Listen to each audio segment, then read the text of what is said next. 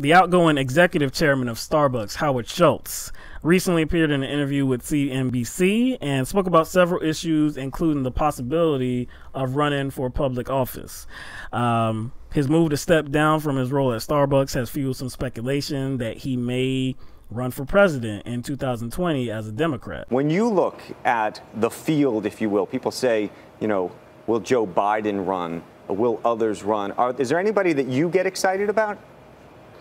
I think there's a lot of people who might run for president. I have not focused on that. I will say that it concerns me that so many voices within the Democratic Party are going so far to the left. And I ask myself, how are we going to pay for all these things in terms of things like single payer or people espousing the fact that the government is going to give everyone a job? I don't think that's realistic.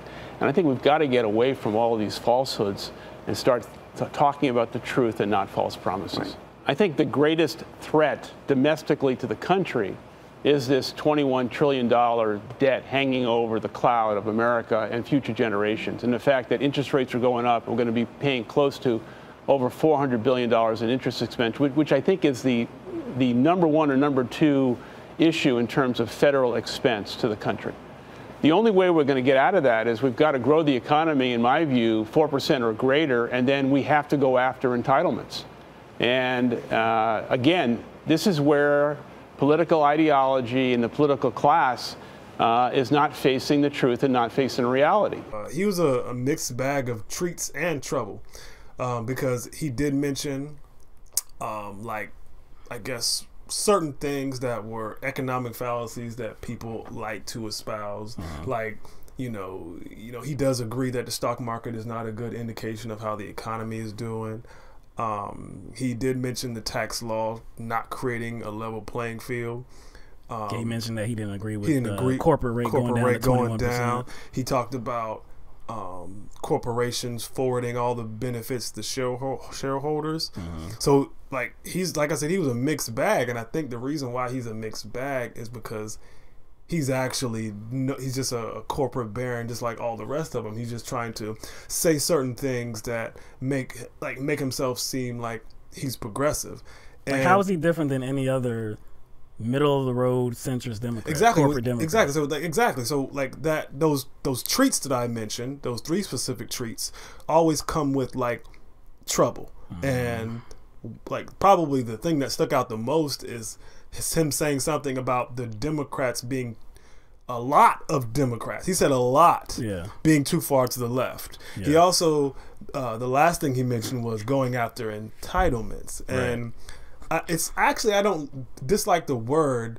I just kind of dislike, like, I guess, what people think of the word. Yeah, it has a very negative connotation. It kind of allows somebody to believe that somebody's getting something for free. Yeah, it's like somebody mooching off of the system, being a freeloader, not putting in the work to actually make something of themselves in this economy. So his comments about the Democratic Party being full of people who are too far for the left, and then the comment about entitlements tells me most or all of what we need to know about this dude. You know what I'm saying? The knowledge to him was thrown out that it looks like we're on the way to growing the economy at 3%, which is something that we hadn't done under President Barack Obama. We barely reached 2%. So if we're growing at 3%, would you really repeal the Tax Cuts and Jobs Act? Which it doesn't even make sense because it's only been a few months since the Tax Cut and Jobs Act was passed, and the full effect of it has yet to be felt. So how the hell could you get an accurate analysis of what its impact is? You can't do it at this point, right? So that's one. But then, like you were talking about with the entitlements, right? The thing that bothers me about him saying that, hey, first of all, what we got to do to really get this economy going, making this economy thrive, is that we got to grow the economy at 4%. Once we do that, then we got to tackle entitlements. So he's talking about we got to slash entitlements, something that somebody like Representative Paul Ryan always talks about, right? So this looks like a Republican viewpoint, but yet he's a Democrat, right? But anyway, you didn't say anything about slashing the military budget.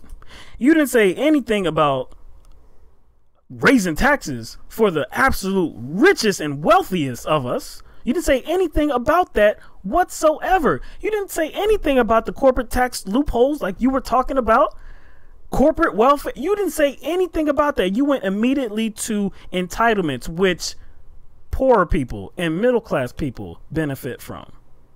Now, not only do they benefit from it, they pay into it. So it's not a gift to them. They pay into it. Everybody pays into it. You mean he wasn't talking about corporate entitlements? Oh, no.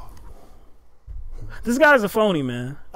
He's a phony. And I think anybody that sees just those two clips of video, I think it's easy to understand that. He's no different than somebody like Chuck Schumer or Nancy Pelosi.